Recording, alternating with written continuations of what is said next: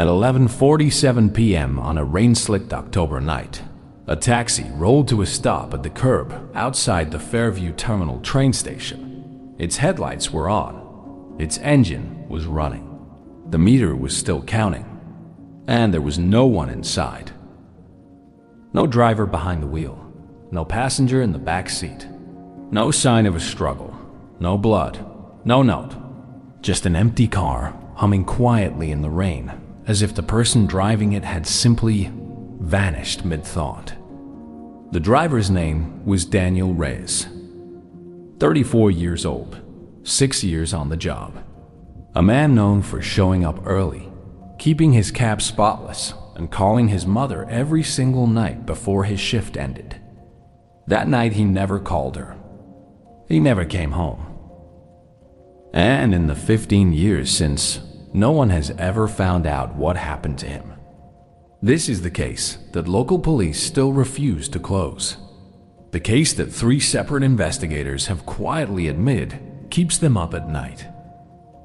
This is the empty taxi mystery, and by the end of this video, you're going to understand why nobody, not the police, not the family, not the internet's army of amateur detectives, has ever been able to explain what happened in those missing minutes.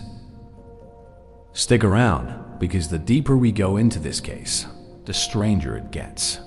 And I promise you, the ending is not what you're expecting. Welcome back to Shelby's Den, the place where we dig into the cases that never made national headlines, but absolutely should have. If you're new here, we cover unsolved mysteries, cold cases, and stories that fell through the cracks of true crime coverage. So if that's your thing, hit subscribe and ring that bell, because we've got a lot more of these coming. Now, let's get back to the story. To understand how strange this case is, you first need to understand how unremarkable the night started.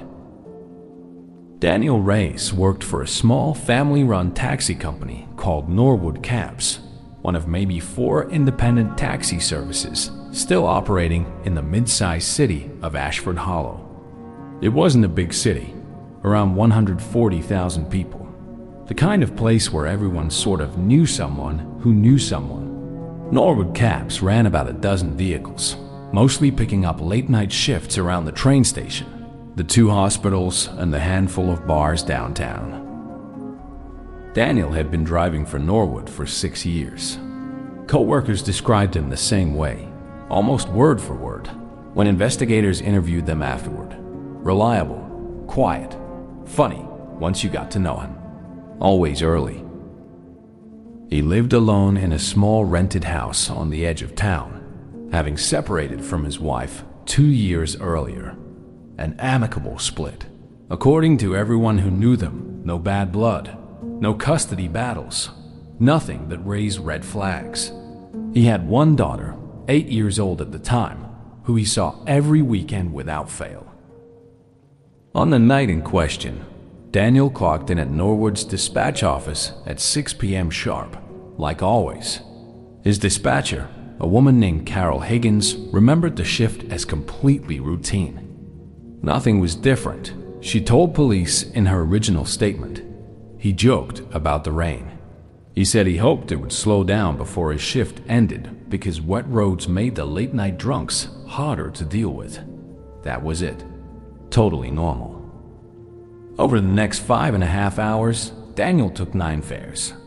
Dispatch logs, which still exist and which we'll come back to, show a completely typical night. A drop-off at Ashford General Hospital, 2 trips ferrying bar patrons home, a run out to the airport shuttle stop. Nothing unusual, nothing suspicious, nothing that stood out even in hindsight. At 11:03 p.m., Daniel radioed in to say he was picking up what would become his final confirmed fare, a passenger requesting pickup from the corner of Delmore and 9th, heading to Fairview Terminal, the train station on the north side of town. This is where things start to get strange.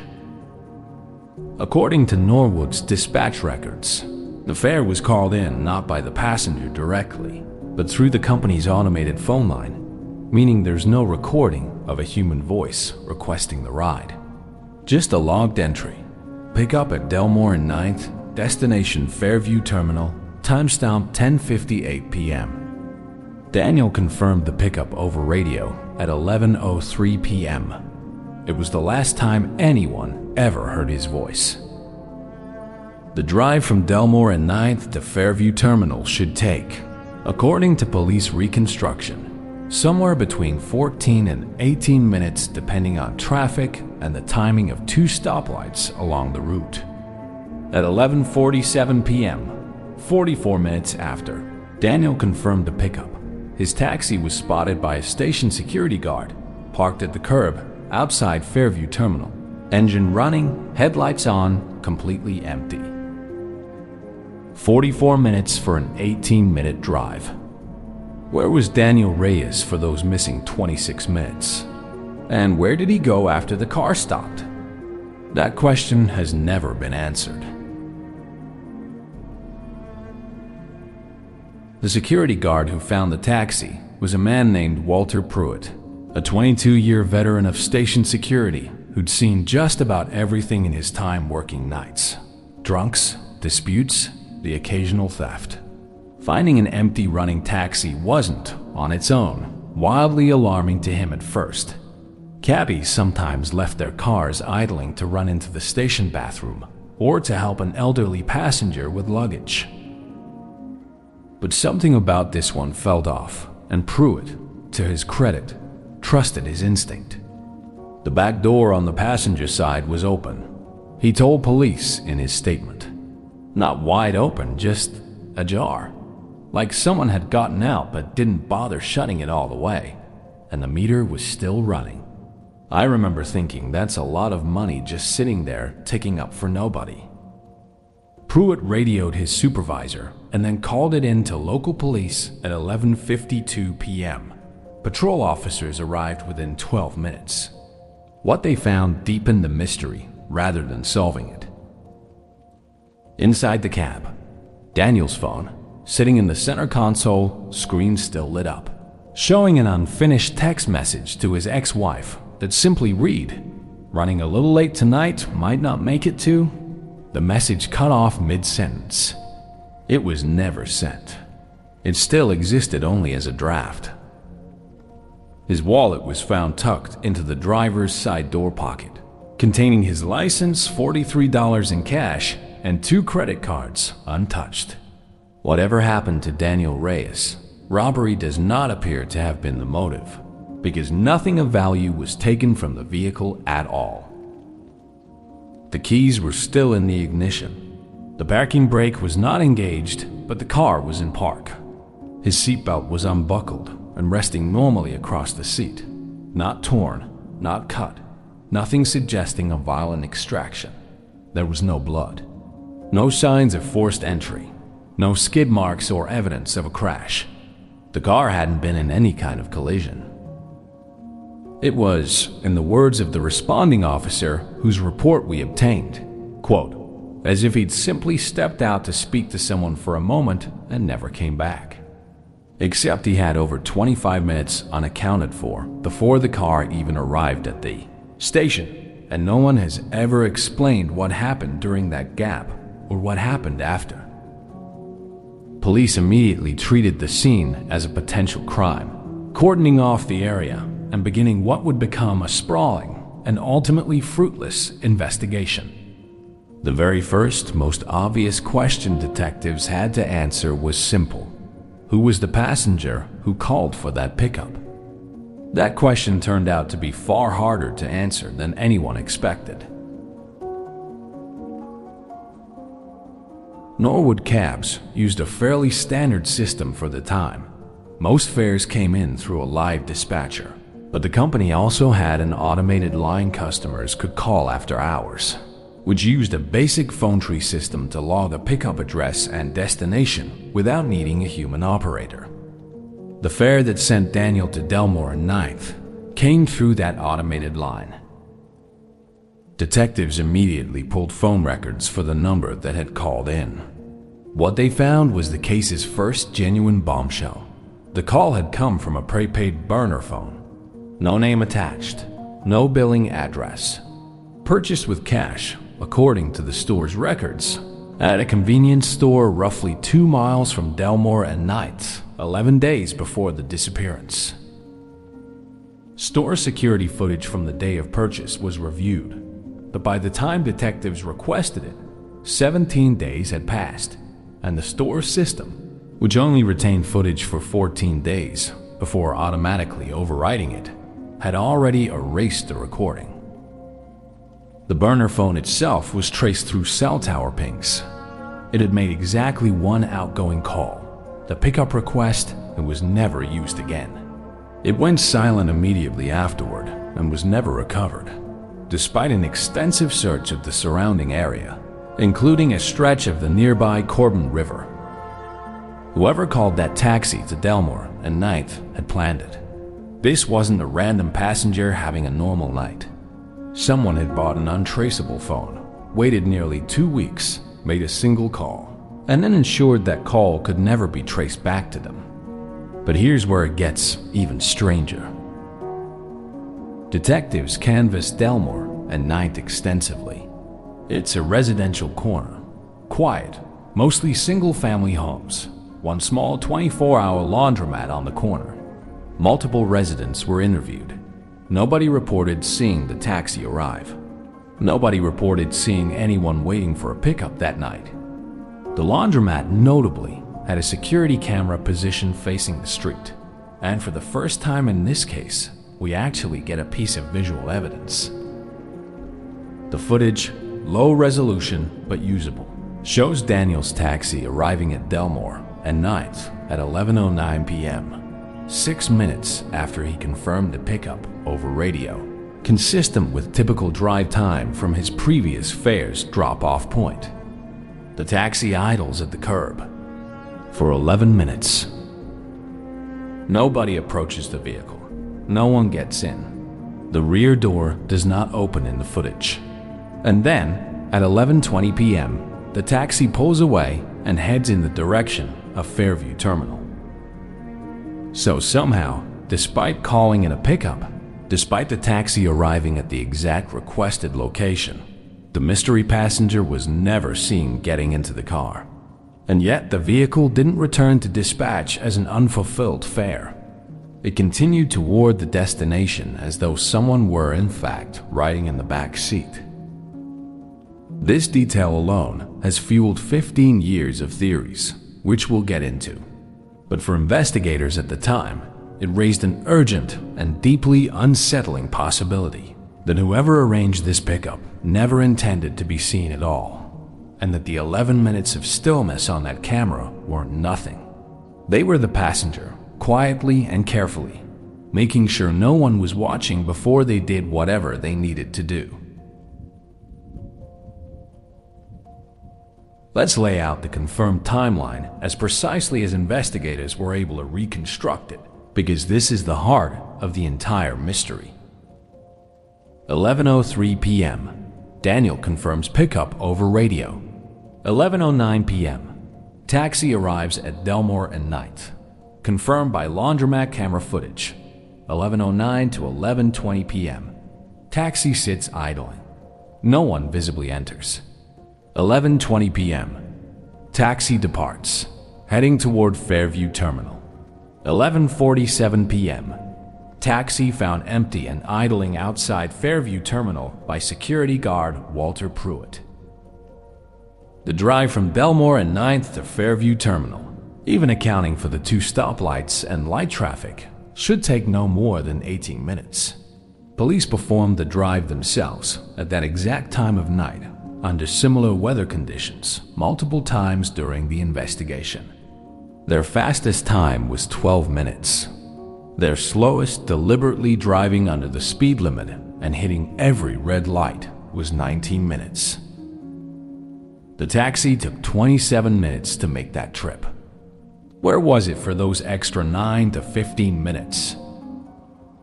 GPS tracking, unfortunately, wasn't standard equipment in Norwood's fleet at the time, a detail that in hindsight, feels almost unbelievable given how central it became to the case. The company installed GPS trackers in all its vehicles the following year, but too late to help investigators reconstruct Daniel's exact route that night. Detectives did the next best thing. They canvassed every possible route between the 2 points, looking for any camera, any doorbell footage, any witness who might have seen the taxi pass by. This was a painstaking process that took months. They found exactly one additional piece of footage, a gas station 3 blocks off the most direct route, meaning the taxi had deviated from the fastest path. The footage shows the cab passing through the gas station's parking lot at 11:31 p.m., not stopping, just passing through, as though using it as a shortcut or a detour. Why would Daniel take a detour off the most direct route to the train station? Some investigators have theorized he was avoiding something, a police checkpoint that had been briefly set up that night for a routine sobriety check 3 blocks over, which we've confirmed was, in fact, active between 11:15 and 11:40 p.m. If Daniel was avoiding that checkpoint, it raises the question, was he avoiding it on his own initiative, or was he told to avoid it by whoever was in the back seat? This detail has never been satisfactorily explained. Was there truly a passenger issuing directions? Or was Daniel, for reasons unknown, driving an empty car through back streets on purpose? Neither explanation fits cleanly with everything else we know. And that's the frustrating, maddening core of this entire case. Every single piece of evidence seems to almost make sense until you try to fit it together with everything else, and it simply doesn't. The lead detective on the case, a 20-year veteran named Marcus Chun, would later describe the Reyes case as, quote, the one that broke my confidence as an investigator. Chun worked the case for nearly 3 years before officially handing it off, and in a rare interview given to a regional newspaper 5 years after the disappearance, he was remarkably candid about how thoroughly it had stumped him. We had a car, Chun said. We had a timeline down to the minute in some places. We had a phone. We had a route. And none of it added up to an answer. Usually in this job, evidence points somewhere, even if it takes time to follow it. This case, every lead just stopped, like walking down a hallway that turns out to have no doors. Early theories focused on the obvious possibilities. Robbery was ruled out almost immediately. Nothing was taken, and Daniel's wallet, cash, and cards were left untouched in the vehicle. A staged disappearance. The idea that Daniel simply walked away from his life was seriously considered for a time. His marriage had ended, though amicably. He had some credit card debt, though nothing catastrophic. Detectives dug into his finances, his phone records, his relationships, looking for any sign he might have wanted to disappear. They found nothing. No withdrawn savings, no packed bags, no purchase tickets under an alias, no suspicious calls to unfamiliar numbers in the weeks prior, and most tellingly, his daughter. Every person interviewed, without exception, described Daniel as devoted to his 8-year-old daughter to an almost fierce degree. Co-workers recalled him turning down higher-paying shifts specifically to make sure he was free every Saturday morning to see her. It's the detail that, more than any other, has kept most investigators from ever seriously believing he walked away voluntarily. Foul play involving the mystery passenger became, and remains, the leading theory, but it comes with its own gaping hole: the laundromat footage. No one is seen entering the taxi at Delmore at night. If someone did get in, they did so with extraordinary care to stay out of frame, timing their entry to a blind spot the camera didn't cover, which investigators later confirmed does exist, a roughly 4-foot gap along the rear passenger side of the vehicle that the camera angle simply couldn't capture due to a utility pole partially blocking the view. So it is technically, physically possible that someone entered the vehicle without being caught on camera. Which means the phantom passenger theory isn't disproven. It's just deeply, frustratingly unconfirmed. A third theory, less popular but never fully dismissed, suggests Daniel encountered someone after arriving at the train station. That whatever happened in those final moments before Pruitt discovered the empty vehicle, not during the drive at all. Under this theory, the entire 27-minute discrepancy is simply attributed to a slower, more cautious drive, and the real incident occurred at Fairview Terminal itself. Station cameras from that period, unfortunately, only covered the main entrance and platform areas, not the curbside pickup zone where the taxi was found. This gap in coverage has been called, by more than one investigator over the years, the single most consequential blind spot in the entire case. In the years since, the empty taxi mystery has developed something of a cult following among amateur sleuths and true crime communities. And with that following has come no shortage of theories, some grounded, some wild, a few genuinely unsettling. The insurance theory. Some point to the fact that Daniel had recently increased his life insurance policy 4 months before his disappearance, from $50,000 to $150,000, naming his daughter as sole beneficiary. On its face, this looks suspicious. But when you dig deeper, the increase coincided almost exactly with his daughter starting a new private school program, and Daniel's ex-wife confirmed to police that they discussed the increase together, specifically to secure their daughter's education in case anything happened to either parent. Detectives ultimately found this explanation credible and moved on. It's worth noting, too, that under most standard policies, 7 years must pass with no evidence of life before a presumed death payout can even be pursued, and even then, only through a lengthy legal process. This wasn't a quick or easy payout by any measure. The rival cab company theory. Norwood Cabs had, in the months before Daniel's disappearance, been engaged in a fairly bitter pricing dispute with a competing service. Some online sleuths have pointed to this as a possible motive: sabotage, intimidation, something gone wrong. Investigators looked into this thread and found no substantive connection, though it's worth noting that this remains one of the more popular theories in true crime forums, largely because it offers a tidy, if unproven, motive. The sighting reports. Over the years, there have been a small handful of claimed sightings of a man resembling Daniel, one in a neighboring state roughly 8 months after the disappearance, one at a truck stop nearly 3 years later, and one more recently, submitted through an online tip line just 4 years ago. Every single one of these has either been investigated and ruled out, or was simply too vague to pursue. No photograph, no follow-up contact, no corroborating detail. None have ever amounted to anything. The most chilling theory, and the one that keeps this case circulating in true crime circles today, comes from a retired detective who briefly consulted on the case in its early years.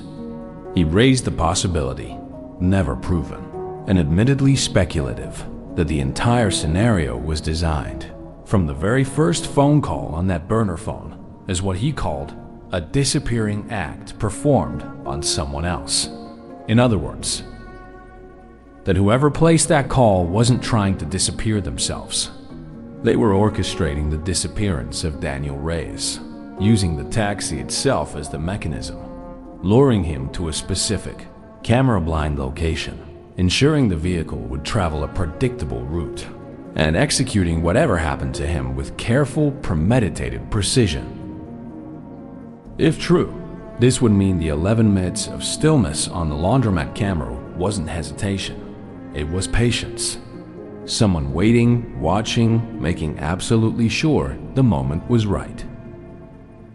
It's a theory that has never been proven, but it's also a theory that has never been disproven, and 15 years later, it remains. In the words of one true crime researcher who spent years compiling public records on this case, the explanation that fits the most evidence with the fewest impossible coincidences. Daniel Reyes was officially declared legally deceased 7 years after his disappearance, a legal formality required for his family to sell his affairs and access his life insurance policy, the same policy that had once, wrongly, been treated as a red flag. His daughter, now in her 20s, has spoken publicly only once about the case, in a brief statement given on the 10th anniversary of her father's disappearance, in which she said simply, "I don't need to know why. I just want to know what happened. There's a difference, and not knowing either one is its own kind of grief." Norwood Cabs closed permanently 9 years after the incident, a casualty of the rise of rideshare apps as much as anything else. Though longtime residents of Ashford Hollow still sometimes refer to the company's old dispatch building, now converted into a small accounting office, as the taxi place from that case. The burner phone was never recovered. The identity of whoever placed that call has never been determined. No arrests have ever been made. No person of interest has ever been formally named. The case remains, to this day, officially open, though functionally cold, reviewed roughly once every 2 years by a rotating cold case unit, most recently in connection with a broader review of unsolved disappearances in the region, which yielded no new leads. Detective Marcus Chun, now retired, still keeps a folder on the case in his home office. In that same interview years ago, he was asked whether he thought it would ever be solved. "I used to think yes," he said. "I used to think someone would slip up eventually, say something to the wrong person, feel guilty, want to talk. It's been a long time now. I still hope. But hope's not evidence, and I've learned the hard way that some cases just don't give you an ending." The taxi itself, incidentally, was returned to Norwood Cabs after the investigation concluded its initial phase and was, for a period of about a year, put back into service, a decision that, understandably, unsettled more than a few regular riders who recognized it. It was eventually sold, and its current whereabouts are unknown. So here's where we land, 15 years later. A man vanishes from a moving vehicle, leaving behind no blood, no struggle, no motive that holds up to scrutiny, and no trace of where he went. A mystery caller, using a phone bought specifically to never be traced, summons that vehicle to a quiet corner and either does or does not ever actually get inside it. And somewhere in 27 unaccounted for minutes, between a quiet residential street and a train station car park, a devoted father, a reliable employee, a man with seemingly no enemies and no reason to run, simply stopped existing in any way anyone has ever been able to trace. Was Daniel Reyes the victim of a meticulously planned crime? Was there truly someone in that back seat, patient enough to wait 11 silent minutes before making a move? Or is the answer something none of us, not the police, not the family, not 15 years of internet sleuths, have even considered yet? I want to hear your theory. Drop it in the comments below. And if you've got a mystery you think deserves the Shelby's Den treatment, let us know that too, because this channel runs on cases like this one, the ones that never got the attention they deserved. If you enjoyed this one, there's another unsolved case waiting for you right here.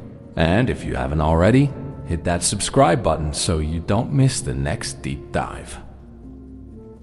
Thanks for watching. And if you ever find yourself waiting for a cab on a quiet street late at night, maybe check the back seat before you get too comfortable.